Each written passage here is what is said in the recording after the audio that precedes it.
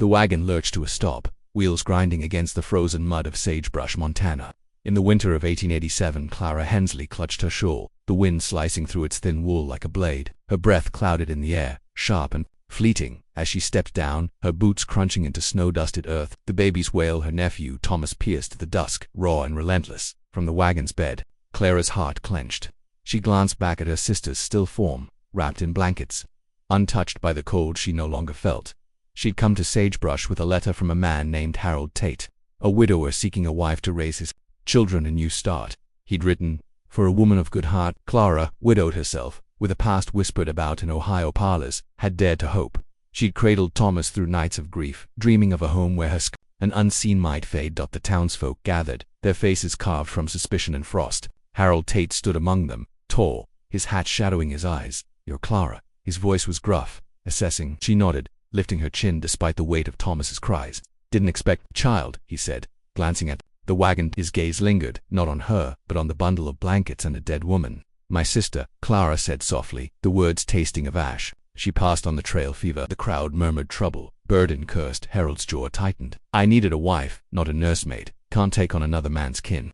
His voice wasn't cruel, just final, like a door bolted shut. Clara's fingers tightened on her shawl, the coarse fabric biting her skin. She wanted to speak, to plead her worth, but pride stilled her tongue. The wind howled, carrying the scent of pine and smoke. Thomas's screams grew hoarse, each one a needle in her chest. The townsfolk turned away, their boots scuffing the snow, leaving her standing alone by the wagon, a stranger in a town that had already judged her wanting. She lifted Thomas, his small body trembling against her. "We'll make do," she whispered, more to herself than to him. The sky darkened, and Sagebrush felt like a wall of ice closing in. Clara trudged through Sagebrush's snow-dusted streets. Thomas bundled against her chest, his whimpers softened by exhaustion. The air bit at her knuckles, raw from clutching. The wagon's reins for days, her sister's death, a weight heavier than the cold, pressed against her ribs.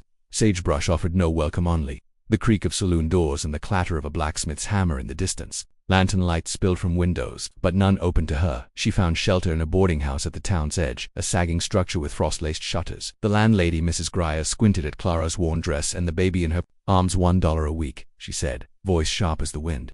No trouble, no men, no crying at night. Clara nodded, handing over coins she'd sewn into her hem back in Ohio. The room was small, its walls stained with damp, the air thick with the scent of mildew and old wood. A single cot sat by a cracked window, letting in slivers of cold. Clara laid Thomas down, wrapping him in her shawl. His tiny face, red from crying, calmed as she hummed a half-forgotten lullaby.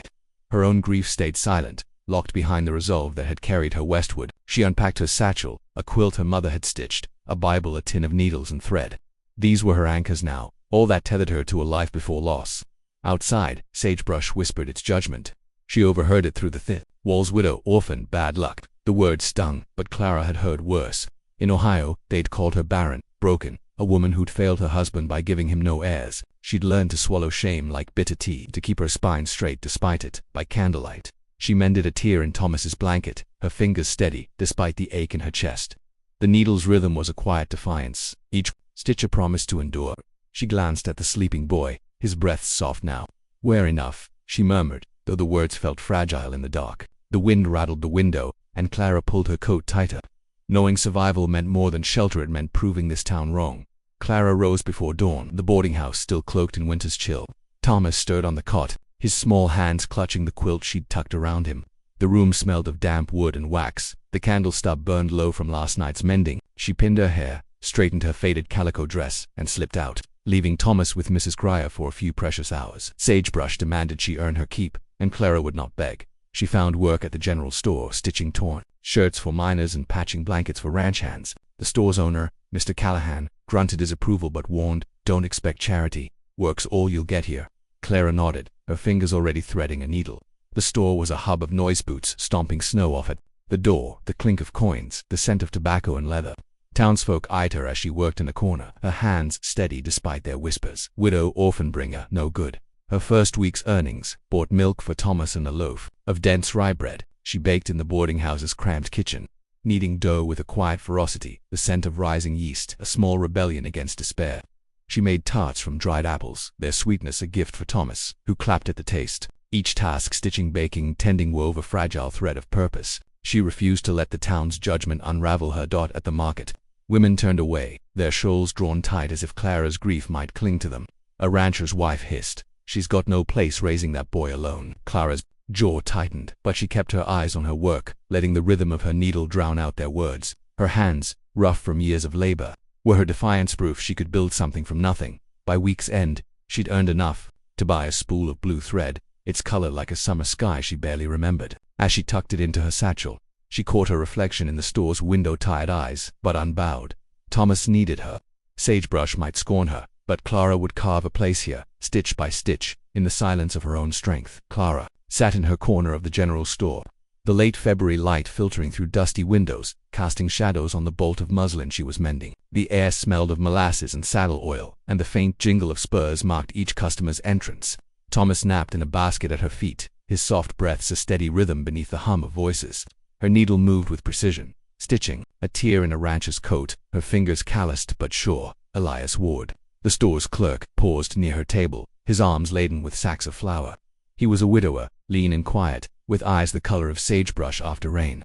Clara had noticed him before his deliberate movements, the way he spoke sparingly but kindly to customers.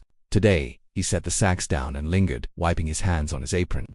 "That's fine work," he said, nodding at the neat stitches.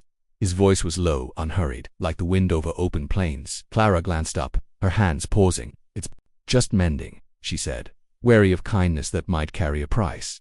Elias tilted his head, studying the fabric. "Not just takes patience, care." He didn't smile, but his gaze held no judgment, only a curiosity that felt foreign in cold scrutiny. She returned to her work, the needle's rhythm steadying her. Elias moved to the counter, sorting tin cans, but she felt his presence, a quiet weight in the room. Later, he brought her a chipped mug of coffee, setting it beside her without a word. The warmth seeped through the ceramic, unexpected against her cold fingers. She murmured thanks, her voice barely audible, and he nodded, returning to his tasks as the day waned.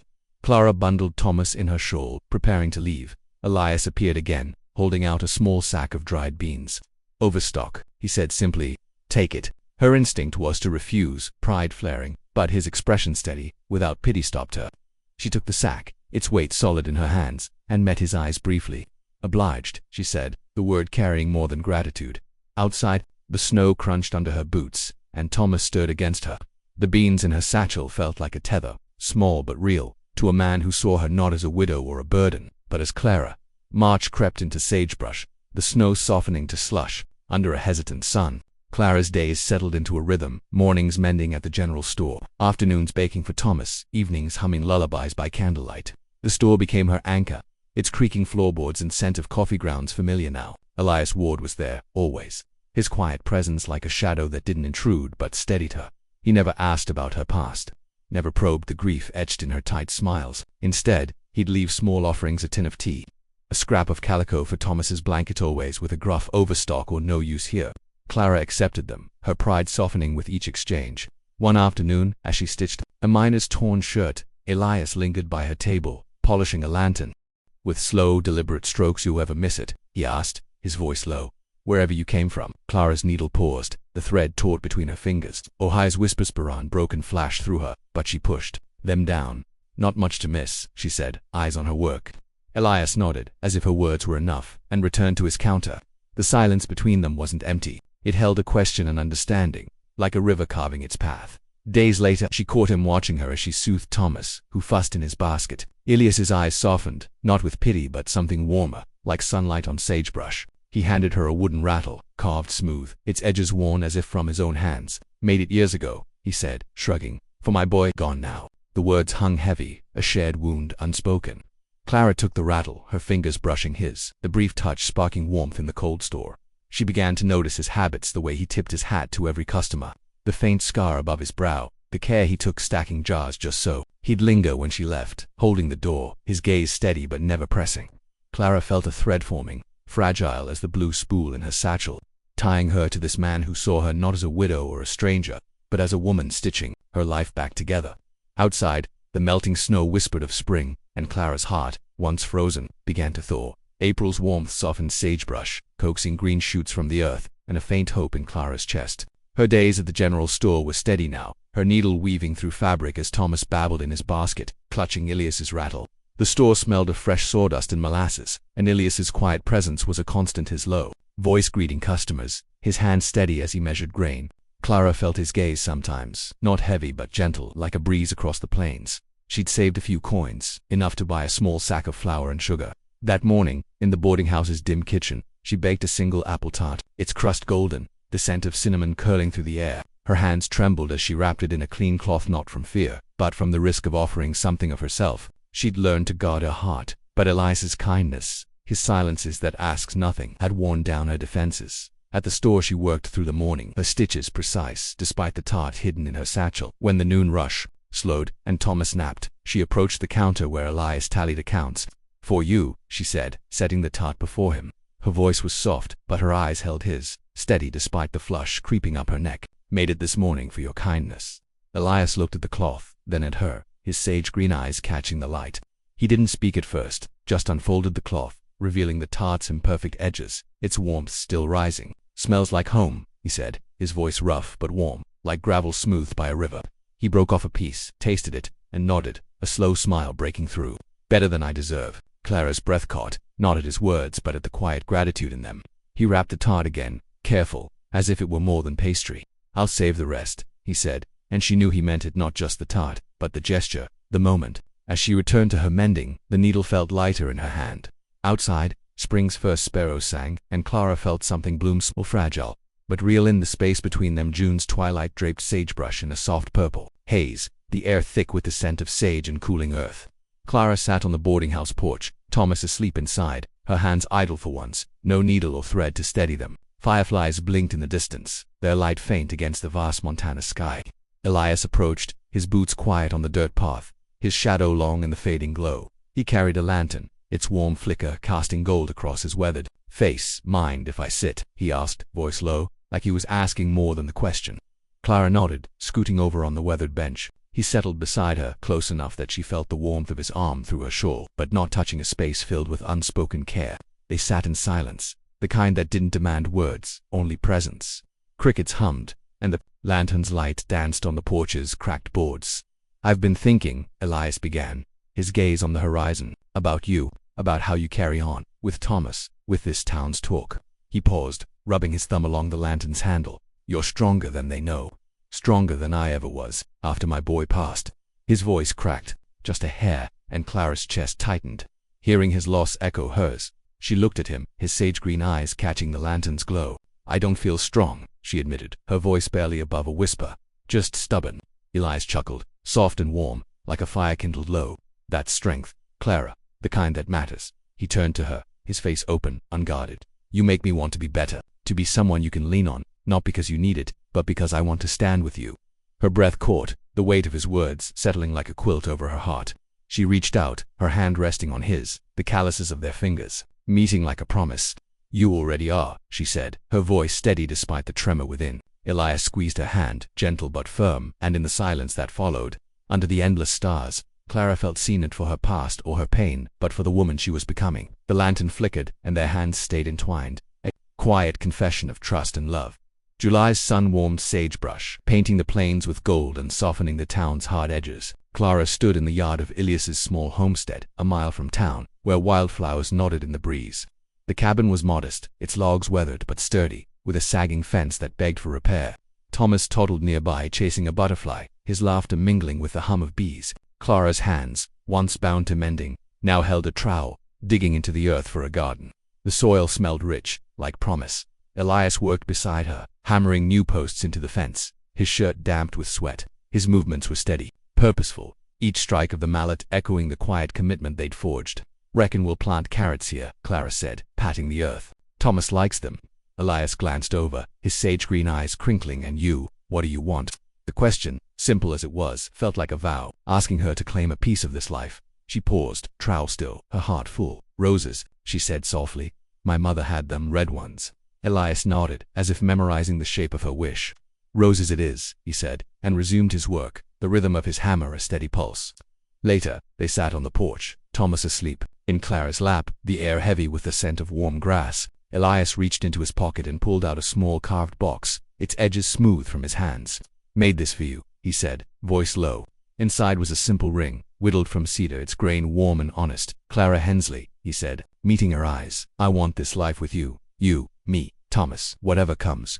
His words were plain, but they carried the weight of a man who'd lost and chose to love again. Clara's throat tightened, her fingers tracing the ring's curve. Yes, she whispered, slipping it on. It fit perfectly, like it had always belonged there. As the sun dipped, they planned fences to mend, a garden to grow, a home to build. The future stretched before them, not grand but real, rooted in the earth they'd turned together. Clara leaned against Elias, his warmth steadied, and felt the past's shadows fade in the light of what they'd sown. August's golden light bathed Sagebrush, the air thick with the scent of ripe grass and blooming roses. Clara stood on the porch of Elias's cabin, now there's her hand smoothing the skirt of a simple cotton dress, its hem embroidered with tiny blue stitches. Thomas played at her feet, stacking stones, his laughter a melody that softened the scars of the past. The town square, alive with music and lanterns for the summer dance, glowed in the distance, but Clara and Elias had chosen a quieter union, under a cottonwood tree, its leaves whispering in the breeze. They'd exchanged vows that morning. No preacher, no crowd, just them.